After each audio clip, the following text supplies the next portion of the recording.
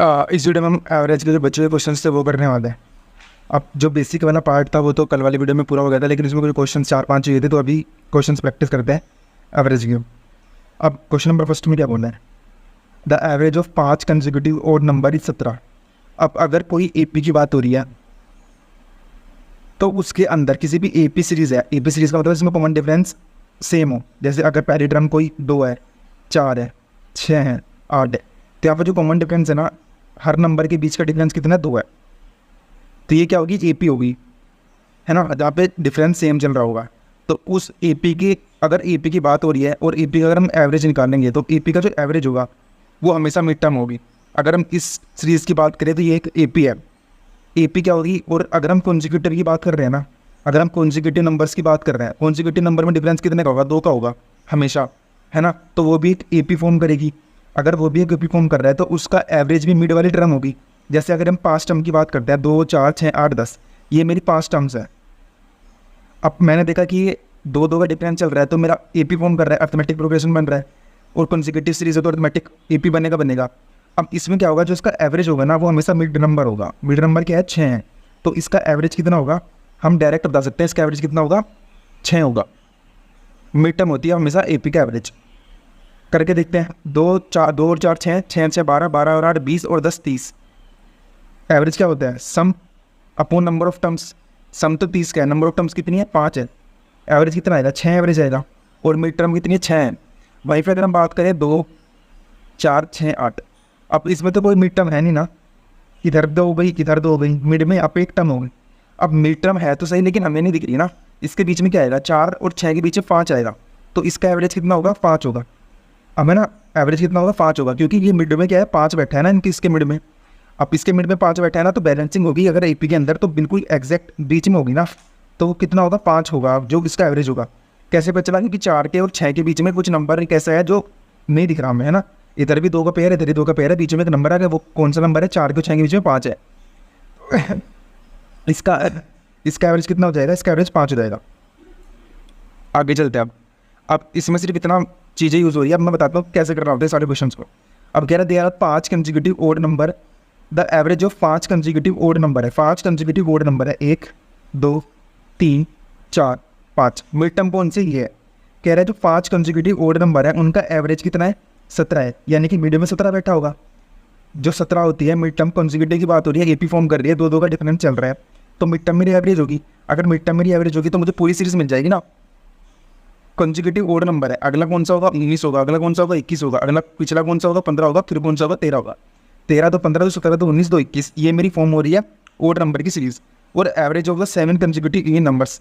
अब 7 consecutive even number है, 1, 2, 3 बीच वाली टर्म, 4, 5, 6, 7, यहाँ पे मेरा एवरेज होगा मिड टर्म। कह रहा कौन सा एवरेज कितना, 46 है।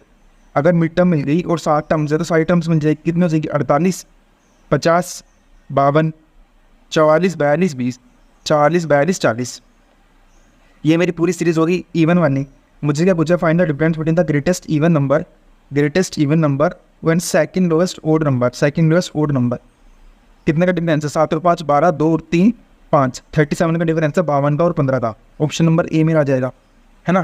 तो इस वाले क्वेश्चन से क्या पता चला कि जो AP होती है, जो एक AP सीरीज होती है, एक ही AP होता है क्या, वैसे देखो पहली टर्म हो गई A, मैंने पहली टर्म मानी, तो डिफरेंस चल रहा है D का, प्लस D या फिर माइनस D, कुछ भी हो सकता है ना, कम भी हो सकता है, ज़्यादा भी हो सकता है।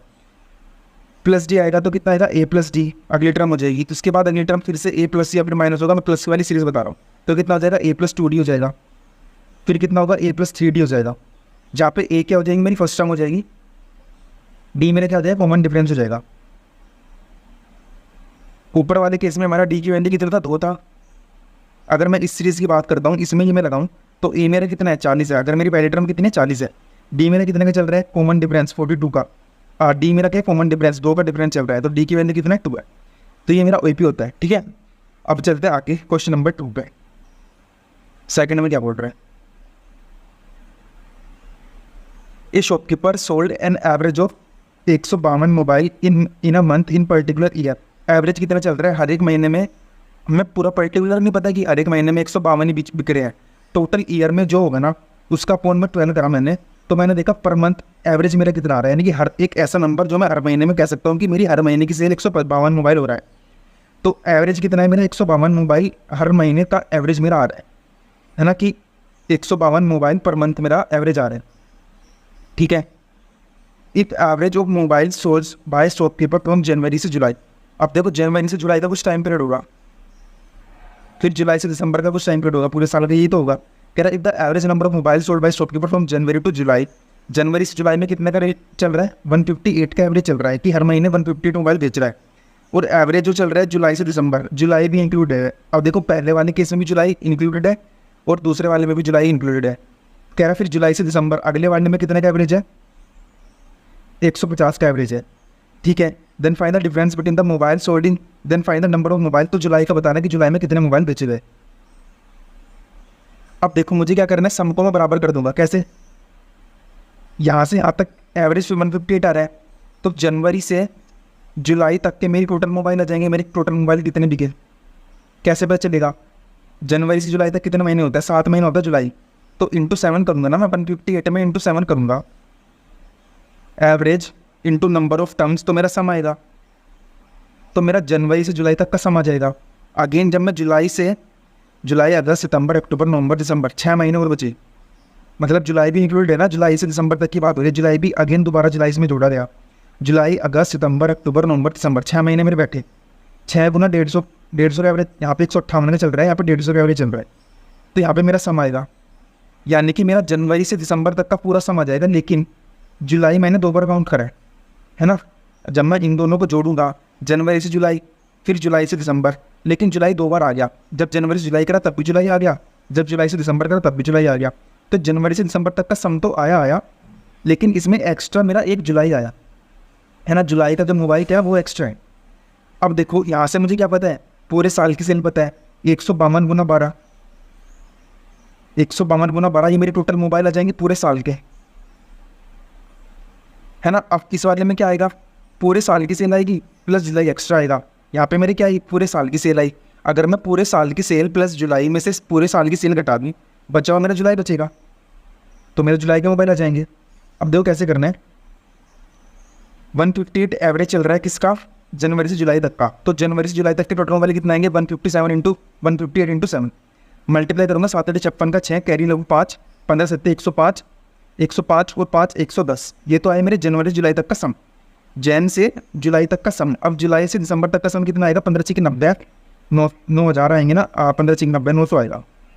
तो कितना हो जाएगा, 9 और 11 2106 आ गए मेरे जनवरी से दिसंबर तक के आ गए। लेकिन जुलाई 2 बार काउंट हुआ, तो जुलाई इसमें एक्स्ट्रा है। ठीक है, अगर मैं यहाँ से निकालूँ 152 गुना 12 करके, 12 2 24 का 4 कैरी 2 12 गुना 15 180 182। जनवरी से दिसंबर तक क्या आ रहा है, 182, लेकिन जनवरी से दिसंबर भी और इसमें जुलाई एक्स्ट्रा है, वो कितने इतने। तो अगर मैं इसमें से जनवरी दिसंबर वाला पूरा का पूरा घटा दूँ, तो मेरा सिर्फ जुलाई एक्स्ट्रा बचेगा। तो 2106 माइनस 1824 कितना आएगा, 4 2 6 और 8 और 2 10, एक सेकंड कुछ तो आएगा, 282 182 आएगा, 19 देख लेते हैं एक बार। 19 और 1 20 आ रहा है ना यहाँ पे, 11 और 9 20 आ रहा है। ठीक है, तो कितना आएगा, 182 मेरा आएगा एक्स्ट्रा जो मेरा बचा। तो मेरा जुलाई का कितना हो जाएगा, जो एक्स्ट्रा मेरा आ रहा है वो जुलाई की वजह से ही तो आ रहा है, तो 182 मेरा मोबाइल हो जाएगा जुलाई के अंदर वाला। बोल रहे average weight of ABC is 148। अगर देखो अब डायरेक्ट करना है, which is 8 kg more than the इतना। अब एवरेज वेट ABC का एवरेज है, ठीक है। अगर ABC का एवरेज मेरे पास है, तो मेरे पास इनका टोटल वेट आ जाएगा। कैसे, मेरे पास एवरेज क्या होता है, sum of terms upon number of terms. ठीक है, एवरेज मुझे गिवन है, अगर मैं एवरेज की मल्टीप्लाई करूँ नंबर ऑफ टर्म्स से, तो मेरा सम आएगा। तो टोटल वेट कितना आएगा मेरा, इन तीनों लोगों का 3 से गुना करना पड़ेगा, 48 गुना 3, 48 गुना 3 करना मन में करते हैं डायरेक्ट, 120 और 8 के 24, 120 और 24 144। ठीक है, ये इनका सम हो जाएगा। अब कह रहा एवरेज वेट ऑफ इतना इज इतना। अब ये एवरेज है which is 8 kg more than the weight of D. जो 48 है वो 8 किलो ज़्यादा है डी से, तो डी का मेरा वेट कितना आएगा, 48 माइनस 8 40 आ जाएगा मेरा डी का वेट। और ये ऊपर वाला किस किस का है, A B C का ये वेट है टोटल ऊपर वाला। ठीक है, आई क्या बोला है, ए वेट 8 किलो मोर डी से, तो ए का कितना हो जाएगा 48, डी से 8 ज़्यादा। ए का वेट 8 किलो ज़्यादा है डी से और 12 किलो ज़्यादा है बी से, तो बी का कितना होगा? अगर ए का बी से 12 ज़्यादा है तो बी का इससे 12 कम होगा, 36 हो जाएगा मेरा बी का। ठीक है, अब मुझे ए पर चल गया, बी पर चल गया, ए बी सी का सामने तो मुझे सी भी आ जाएगा। देख लेता हूँ ए और बी कितना हो रहा है, 88 हो रहा है, 6 8 14, 4 4 8। अगर 88 मेरा ए और बी है और ए बी सी का सम 144 है, बचा हुआ मेरा सी होगा, कितना होगा मेरा सी? इसमें से इसको घटाओ, 8 और 6 14, 9 और 5 14, सी मेरा 56 आ जाएगा। What is the average weight of B और सी? तो बी और सी का एवरेज बताना है। बी कितना है 36, सी कितना है 56, बी कितना है 36, सी कितना है 56, इसका एवरेज बताना है। एवरेज क्या होगा? इन दोनों को सम करके हाफ करो तो कितना हो जाएगा? 92 का आधा, 46 मेरा आ रहा है। देखो डायरेक्ट भी कर सकते हैं हम, 36 है, 46 है, 56 है। 36 के और 56 के एग्जैक्ट बीच में क्या होगा? 46 होगा। एवरेज क्या होता है? Average is all about balancing चीज़ होगा, है ना, कि ऑन एवरेज कितना है, तो बैलेंसिंग करेंगे तो कितना आएगा? 46 आएगा ना। 36 और 56 के बीच में 46 तो होगा ना, तो इनका एवरेज कितना आएगा? 46 आएगा। Option number B. अब आगे चलता है क्वेश्चन नंबर 4 में।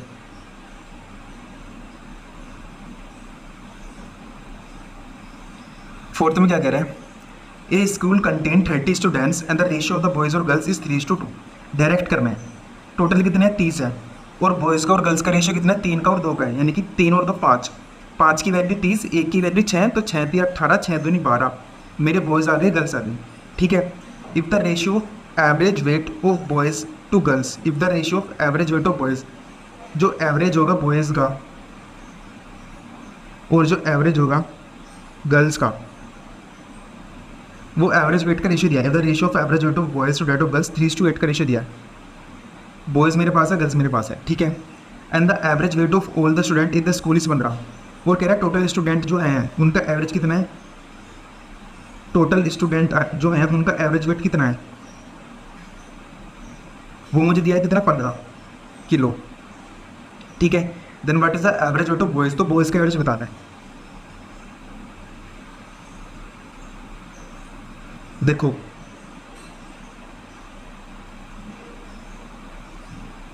अब देखो कैसे कर सकते हैं हम, इसमें एलिगेशन लगा सकते हैं। कैसे?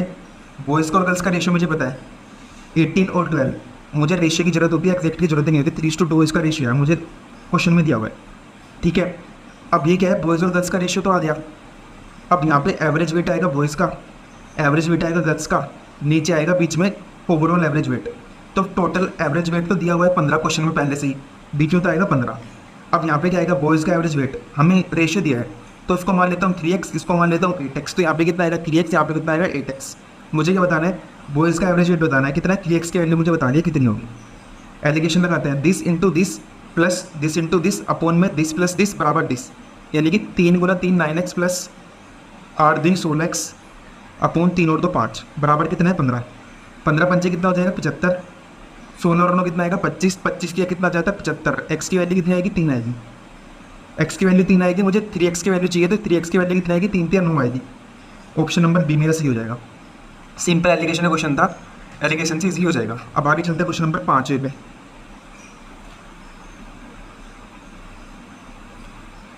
पाँचवें में क्या बोल रहा है? Average monthly income of all the employees in companies इतना, average monthly income of 80 worker is इतना, average monthly income of remaining is इतना, हाउ मेनी। अब देखो कितना ईजी है ये भी। एलिगेशन लग रहा है, लेकिन दिख रहा है एलिगेशन जहाँ पे लग रहा है, जहाँ पे दो चीज़ों का कुछ अलग अलग दे के और कंबाइन की बात हो रही है ना, वहाँ पे मेरा एलिगेशन लगेगा। ठीक है, अब मुझे क्या पता चल रहा है? 80 वर्कर एक जगह थे, रिमेनिंग वर्कर एक जगह थे, उनका एवरेज अलग अलग दिया है और एवरेज कंबाइन करके दिया हुआ है। Average weight of income of all the employ in companies इतना, यहाँ पे मेरा आएगा रेशो कितने कितने हैं। ठीक है, यहाँ पे आएगा मेरे इस वाले का एवरेज, यहाँ पे आएगा मेरा इस वाले का एवरेज, यहाँ पे मेरा आएगा टोटल एवरेज। अब इसको कंप्लीट करता है फिगर को। Average monthly income of all the employ in companies 20,000। Overall कितना का एवरेज है? टोटल कंपनी का 20,000 का है। Average monthly income of 80 worker, 80 worker जो हैं उनका एवरेज कितना है? 18,000। ठीक है, average monthly income of remaining मुझे पता ही नहीं है कितने हैं, उनका एवरेज कितना है? 24,000 है। अब यहाँ से मुझे एलिगेशन लगाऊंगा तो ये वाली वैल्यू आ जाएगी। मुझसे क्या पूछा है? Total how many employee are there in the company, total employ कितने हैं, ये वाली वैल्यू प्लस 80 ये वाले, 80 प्लस x मेरा आंसर हो जाएगा, जो भी मेरा आंसर होगा ये हो जाएगा। अब इसमें एलिगेशन लगा देते हैं। अब देखो एक चीज़ और बताता हूँ, अब इसका तो मुझे रेशियो चाहिए होता है, लेकिन इसकी मुझे एग्जैक्ट वैल्यू पता होनी चाहिए, ठीक है। अब इसकी तो मुझे एग्जैक्ट वैल्यू होनी चाहिए, लेकिन अगर मैं इसका भी रेशियो निकाल दिया, अब देखो मैं क्या करने वाला हूँ, इसका भी मैं कुछ कम नंबर कंबाइन कर, इसमें से कुछ कॉमन लूँगा, ठीक है। लेकिन इसमें तो कॉमन हम ले नहीं सकते, क्योंकि रेशियो मुझे इसका चाहिए होता है, ये तो मुझे एग्जैक्ट वैल्यू चाहिए होगी। लेकिन मैं इसमें से कुछ कॉमन ले लेता हूँ, अभी फिलहाल के लिए मैं रेशियो ले लेता हूँ कॉमन लेके, और आखिर में जो आएगा, जो कॉमन लिया था उससे मल्टीप्लाई कर दूंगा बाद में, तो मेरा आंसर आ जाएगा। बताता हूँ कैसे। मैं इसको लिखता हूँ 80/x, ये तो मुझे पता नहीं कितना है, ठीक है। अब मैं देखता हूँ कि मैं 0 से 0 काट देता हूँ फिलहाल के लिए। अब मैं याद रखूँगा कि मैंने 0 काटे थे 3, क्योंकि मुझे बाद में मल्टीप्लाई करनी पड़ेगी, क्योंकि मुझे इनका रेशियो नहीं, इनकी मुझे एग्जैक्ट वैल्यू चाहिए। 18, 24 और 20। अब मैं 2 और कॉमन ले लेता हूँ, ठीक है। अब मैंने 2000 कॉमन ले लिया, तो यहाँ पे कितना बचेगा, 2 9 18, 2 1 2, 2 2 4, 2 1 2, 0 0, ठीक है। अब ये मेरा नंबर बच गया, लेकिन मैं ऐसे कर नहीं सकता, कॉमन लेके मैं कर नहीं सकता, क्यों, क्योंकि मुझे एग्जैक्ट वैल्यू चाहिए होती है। लेकिन मैंने 2000 कॉमन लिया है फिलहाल के लिए, बाद में 2000 से मल्टीप्लाई करना ही करना पड़ेगा, तभी मेरा आंसर आएगा सही वाला, ठीक है। अब ऐसा क्यों करा, क्योंकि कैलकुलेशन इजी हो जाएगी। 9 8 72, 720 plus 12x upon 80 plus x बराबर 10, मल्टीप्लाई होगी तो कितना हो जाएगा, 80 800 प्लस 10x। अब देखो 12 में से कितना बचेगा, 80 बराबर 2x बचेगा, x की वैल्यू आएगी कितना, 40। अब x की वैल्यू 40 आएगी, है ना, x की वैल्यू कितनी आई, 40 आई। अब देखो हुआ क्या था, हमने यहाँ से कॉमन लिया था, हमने यहाँ से कॉमन लिया था, हमने यहाँ से कॉमन लिया था, तो वो नंबर यहाँ पे भी कॉमन आया, है ना, वो नंबर 12x यहाँ पे भी कॉमन आया, अपोन में 80x, तो ऐसा कैसा रहा, यहाँ पे कितना है 10 आया, तो वो नंबर यहाँ पे भी कॉमन आया।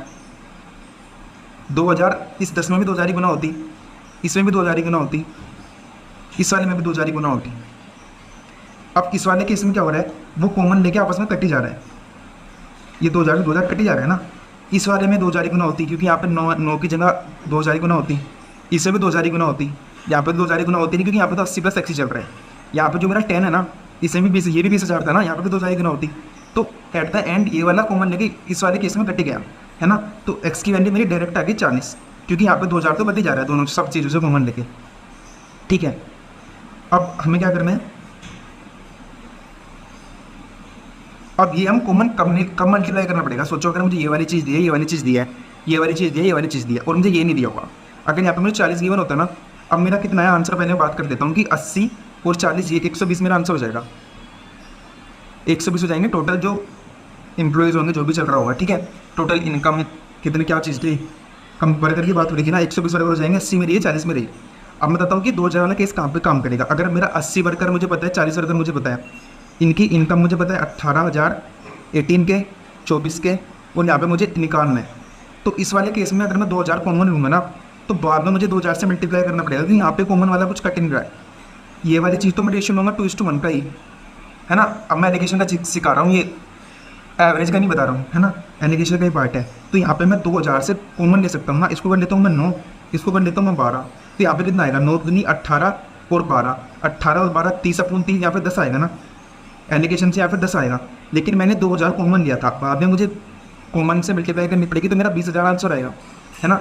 यहाँ पे देखो 20,000 ही था ना, तो मैं सिर्फ एलिगेशन बता रहा हूँ कि अगर इस तरह से कॉमन लेते हैं ना, तो बाद में मल्टीप्लाई करना पड़ता है। लेकिन इस वाले केस में जब मैं रेशियो निकाल रहा हूँ तो वो कट जाएगा, क्योंकि दोनों साइड से 2000 कट जा रहा है, ठीक है। अब आगे चलते हैं क्वेश्चन नंबर 6 पे।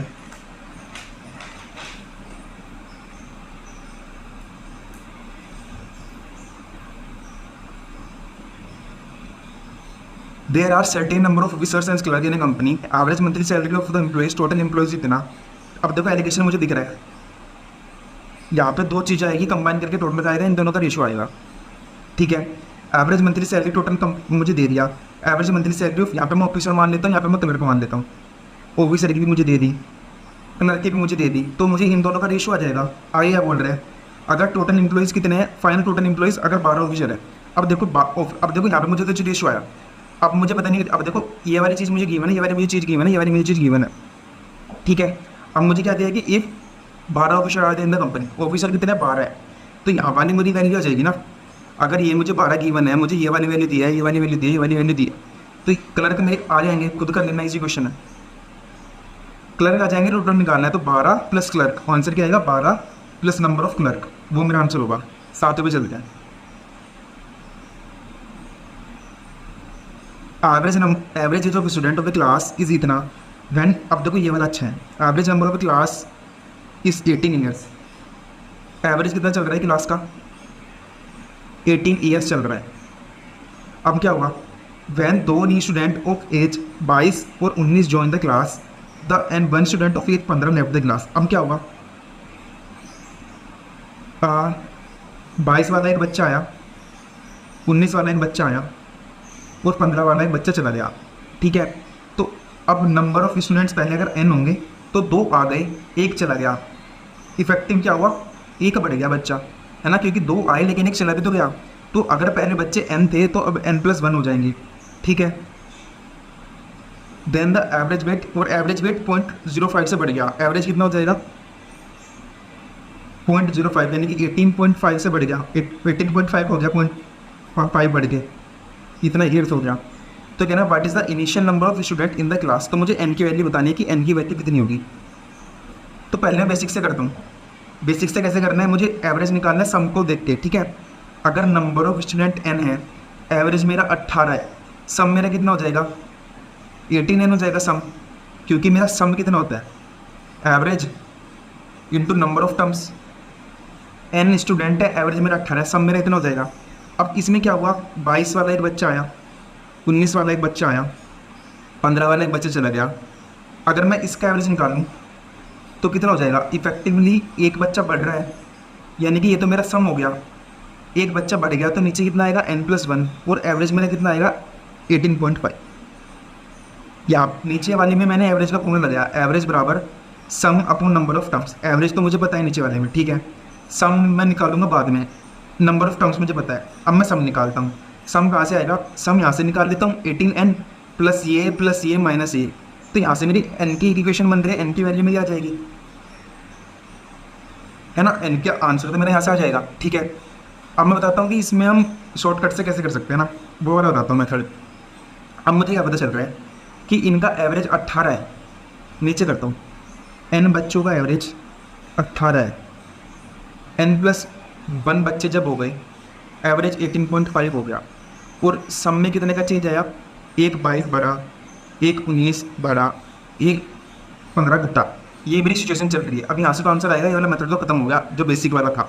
n की वैल्यू आ जाएगी सोल्व करने के बाद, 18.5n प्लस 18.5 कट उठा के n की वैल्यू आ गई डायरेक्ट, ठीक है। यहाँ पे हम देखते हैं, अब देखो n बच्चे थे, उनके पास 18 एवरेज था, यानी कि जितने भी बच्चे होंगे सबके पास 18 18 18 18 में बांट सकता हूँ। जितने बच्चे होंगे मुझे नहीं पता कितना है, लेकिन सबके पास मैं 18 18 18 बांट सकता हूँ, ठीक है। अब क्या होगा, एक बच्चा आया 22 वाला, मैंने माना कि ये मेरे बच्चे होंगे जितने भी होंगे।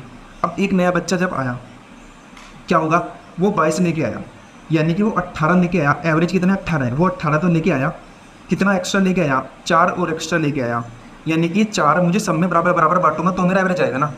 अब देखो 18 सबका एवरेज चल रहा है, यानी कि सबको मैंने 18 18 बांट रखा है, ठीक है। एक नया बच्चा आ रहा है 22 लेके, तो मैं क्या करूँगा, मैंने देखा कि वो 18 एवरेज लाया, अगर वो 18 लाता तो एवरेज में कुछ चेंज होता नहीं होता ना, सबके पास दोबारा 18 18 है, दोबारा मेरा एवरेज 18 हो गया।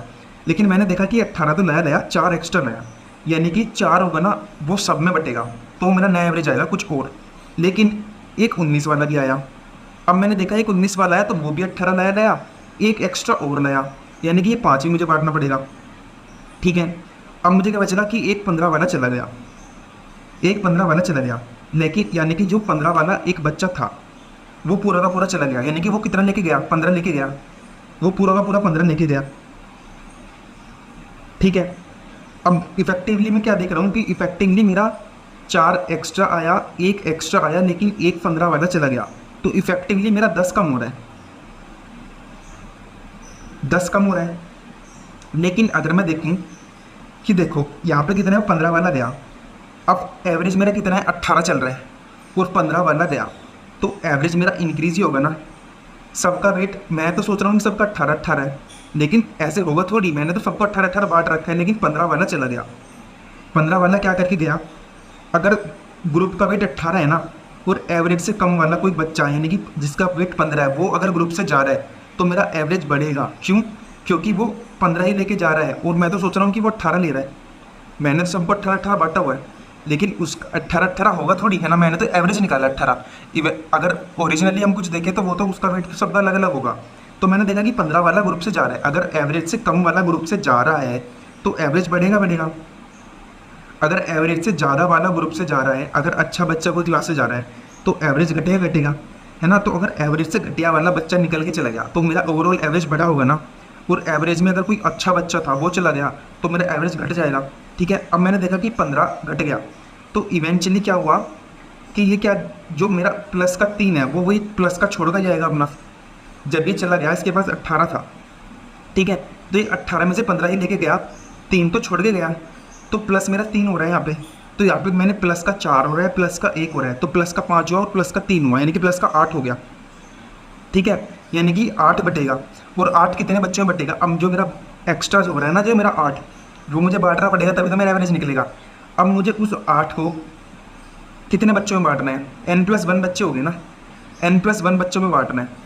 और n+1 बच्चों बांटने के बाद मैंने क्या देखा कि एवरेज में 0.5 बढ़त हुई थी, 0.5 की बढ़त हुई थी, यानी कि हर किसी के पास 0.5 आया होगा तभी तो 0.5 में ओवरऑल में बढ़त हुई होगी, है ना। तो मैंने देखा कि मुझे 8 को n+1 बच्चों में बांटना है और क्वेश्चन में कह रहा है कि तुमने बांटा 0.5। कैसे, क्यों बांटा? क्योंकि एवरेज 0.5 से बड़ा है, यानी कि सबके पास 18.5 ऐसे हो गया, सबके पास 0.5 एक्स्ट्रा है। यहाँ से पॉइंट हटाऊंगा तो नीचे पॉइंट में 10 आएगा, इधर हो जाएगी मल्टीप्लाई, 5 से कटूंगा तो कितना आएगा? 16 पंजे 80। तो n की वैल्यू कितनी आएगी? 15 मेरा आ रहा है, n मेरा कितना आ रहा है? 15 आ रहा है। ऑप्शन नंबर बी मेरा आंसर हो जाएगा। एक बार चेक कर लेते हैं क्वेश्चन नंबर 7 का आंसर क्या आ रहा है।